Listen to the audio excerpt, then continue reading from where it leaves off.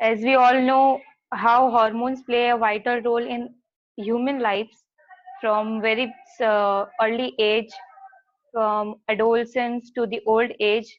Hormones have a very important role to play in our life. And in a similar way, plants are also dependent on hormones for their overall growth and development. So, what are plant hormones? First of all, they are also known as phytohormones. Phyto means plants and hormones. So from that, the name comes phytohormones. They are signaling molecules which are very low in concentration, and they are, unlike us, where the hormones are produced in particular glands, ducts, and then transported to the location of where it need to be, signaled, or where it is necessary. The plant hormones are secreted in every cell, and they are produced in very low concentration, and they are involved in all aspects of plant growth and development, from embryogenesis, that is the development of embryo after the fertilization when the zygote forms. From there, the embryogenesis, the budding, that means the budding of the flower, and the fruit formation, shedding of the leaves.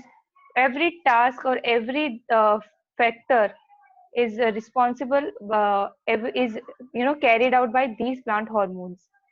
And as I said, each cell of plant is capable of producing these hormones. So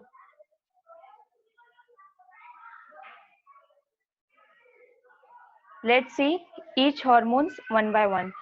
The first one is auxin.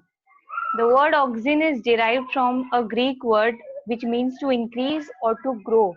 So basically, it is involved in dividing the cells and increasing, or growing, increasing the number of cells of plant. As the number of cells will increase, so the size and shape of the plant will increase. So auxin was the first group of plant hormones which was discovered as plant hormone, that yes, plants also have hormones. So auxin was the first that hormone which was discovered by the scientists, and they are involved in growth responses like elongation of cells and stimulation of cell division. So as I said, for the plants to grow and for the plants to increase in size, their cell need to be keep on dividing, so the number of cell can increase, and elongation of cells, that is increasing the length of the cells. Then they are produced actively in growing tissue, which includes young leaves, fruits, and shoot apex.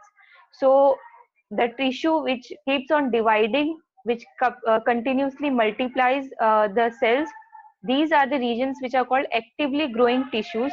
So these are the regions where auxin is continuously produced to elongate and divide the cells for their overall growth, and they are also responsible for phototropism. So now, what is phototropism? Photo means light and tropism means movement. So you all know that many plants are, during the sunlight, they bend towards the sunlight. So how is that phenomenon taking place? So the auxin hormone is responsible for that phenomenon. The auxins are, the auxins are secreted in that region, or we can say the shoot apex or the shoots, and this leads to the bending. The cell elongation will lead to the bending of the plant or the leaf shoot towards the sunlight, and then this is how the phototropism take place. The next hormone is gibberellin. Gibberellins are very important for plant growth and development. So they are involved in flowering and seed germination. Flowering means the coming out of flower from the budding, the development of flower, and seed germination, as we all know, when the seed starts growing its roots and shoot, it gets germinated. This is called seed germination. And the low concentration in vegetative tissue but high concentration in germinating seeds. So the gibberellins are secreted in very low concentration in the vegetative tissue, that is the tissue like roots, shoots which are already developed, but they are highly concentrated, secreted high in concentration in germinating seeds. The seeds which are yet developing, which are yet germinating, they are concentrated into that regions or that seeds, and it helps in overcoming seed dormancy. What is seed dormancy? So the seed dormancy, when the seed is not germinating, the seed is in, very there is no active metabolism. The metabolism of the seed is completely stopped, so there is no movement or there is nothing, growth in the seed. That is called seed dormancy. It kind of, inactive stage of the plant, inactive stage of the seed. So it helps in overcoming seed dormancy. So when the seed will overcome the seed dormancy, that means the seed will germinate. So it helps in overcoming the seed dormancy, and it can induce fruit enlargement. So it is seen that when the fruits with smaller sizes are induced with gibberellins, their size increases, the fruit becomes enlarged. And as I said, they are involved in flowering process also.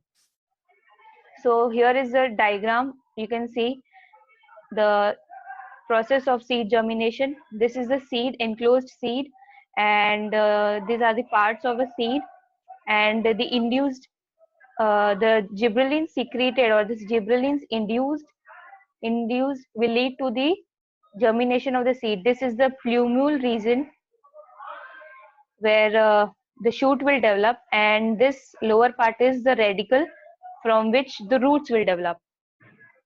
Now, cytokinins. Cytokinins are produced in primary root tips.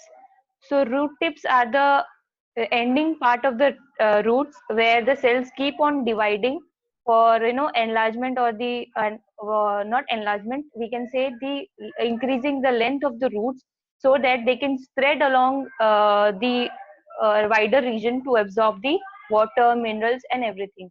So they are basically produced in those primary root tips, and they lead to promote cell division. Also, they are, as the name suggests, cytokinins. Cyto means cell, and kinin means to divide. So they are basically involved in cell division. Cytokinin delays leaf senescence. Now, the senescence word here means old age or the aging process. So the cytokinin will help in delaying the leaf senescence, that is the aging of the leaf. Now, they are involved in cytokinesis. As I already said, the cyto means cell and the kinesis means division. So they are involved in cell division. Also, while we are performing tissue culture, there is auxin is to cytokinin ratio, which is provided for the development of root and shoot. So here the cytokinin, when provided, they will induce the shoot development. They are basically involved in shoot development.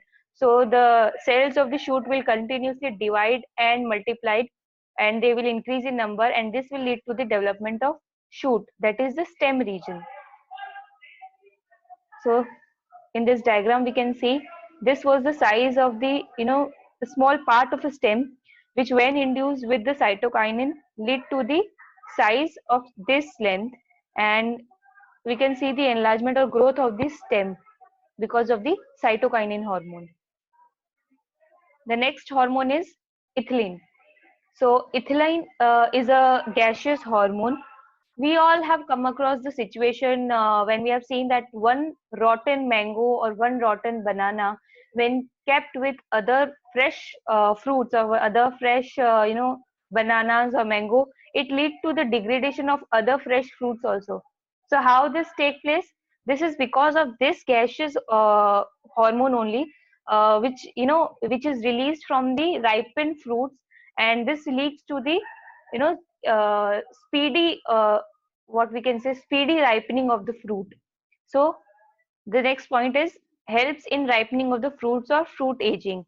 As I already said, that when the fruits are ripening, they will release this gas, and the other fruits which come in contact with this fruit will start ripening.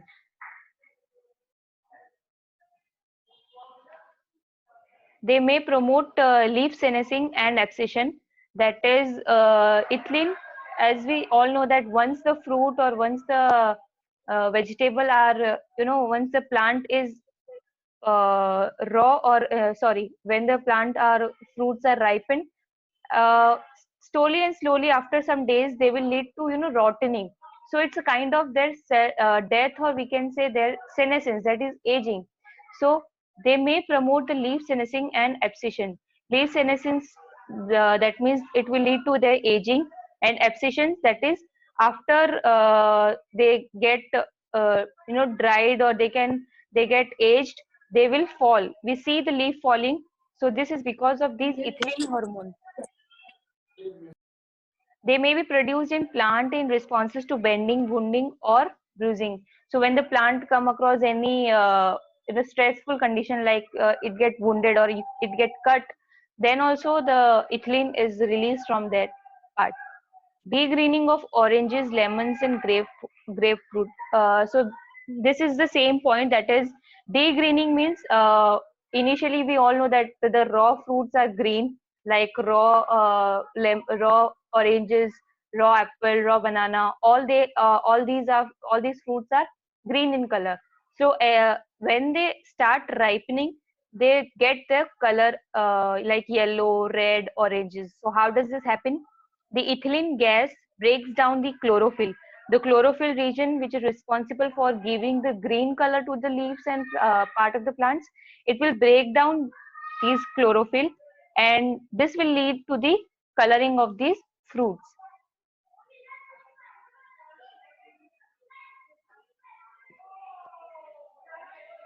Here is an example. Initially, the fruit, the banana, was green in color, and slowly, gradually, the ethylene gas induced ripened the banana, and the color changed, and at last you can see the color here.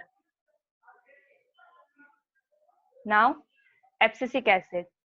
So abscisic acid, as we have seen the word abscission earlier, it is related to the aging. Abscission means to fall, to get cut off, or to get removed, or you can say cut off. Abscission, we can uh, see the meaning here. Abscission means to fall. It is involved in leaf and fruit abscission. So when the fruit get ripened, we all know that many times when the fruit get ripened, like apple, mango, they all fell off. So how that happens? That is because of this abscisic acid.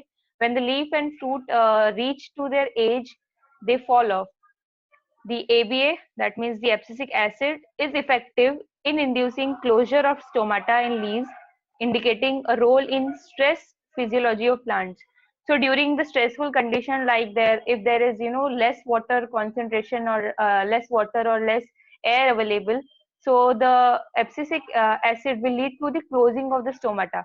So we all know the function of stomata, that it is involved in the exchange of gases, and if there is stressful condition, like there is not enough oxygen or enough air available, so it will close down the stomata, so that the excess water, or there is no excess water loss, which will lead to the damaging of the plant. And then it inhibits premature germination of seed. So it prevents the premature, that is early germination of the seed, which can lead to the degradation of plant, as the seed is not mature enough, as it has not enough minerals and enough condition to survive. So first of all, the seed will be preparing itself for germination, then only the germination should start. So the abscisic acid here will prevent the premature germination. Then it is involved in embryogenesis. Embryogenesis, that is the development of embryo. Then seed dormancy maintenance. So as we discussed the point here, that is, it will prevent the premature germination seed. That is, the seed will remain in dormant stage or dormancy until and unless it get enough, all the factors, all the favorable condition to germinate. The abscisic acid will help the seed to remain in dormancy period. Here we can see, as we have discussed, it is involved in abscission of the leaf and fruits. So there is a healthy green plant.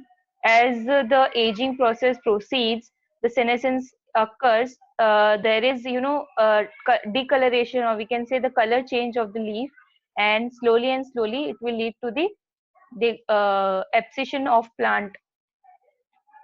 Slowly and slowly it will lead to the abscission, that is finally the plant leaf will get abscissed, that is fell off. So this was the senescence and abscission. So these were the plant hormones we discussed. This was our today's topic. Thank you so much, and this was our last session